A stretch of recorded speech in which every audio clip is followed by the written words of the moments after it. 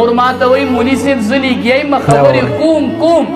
بچې په نیمه کې پاسې وي دا سپی د غپېږي به بچې راله زه دا خبره چاته پوره کړم دا څوک دی مولي صاحب دا د چا نه پیدا دی مولي صاحب دا 8 میاشتې 9 میاشتې ما په ګېډه څوک ګرځولی و دا هغه بچې دی هغه ما چې 9 او 10 میاشتې په ګېډه ګرځو نن وایي دا سپی د لیګیا به یو بچې ترې نه روان شي مور څه چلو کړي مور له ځای د جواب وګورئ پلار له د جواب ځای وګورئ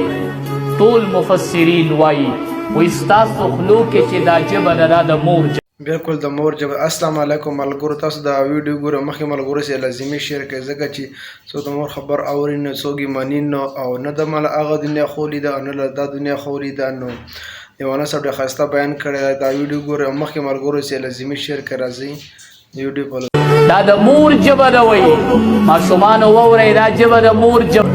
وایي څنګه وایي دې خبرې د مور نه زده کړي دي که نه دی دا ابو د چا نه زده کړی دی امي ورته چا ښودلې ده مدرسه ورته چا ښودلې ده جومات دی دا خبرې د چا نه زده کړي دي نو دا د مور ژبه ده نو د مور په ژبه خو مور مکنځه کنه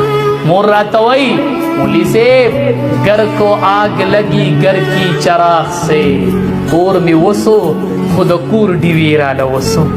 د کور د ډیوې نه مې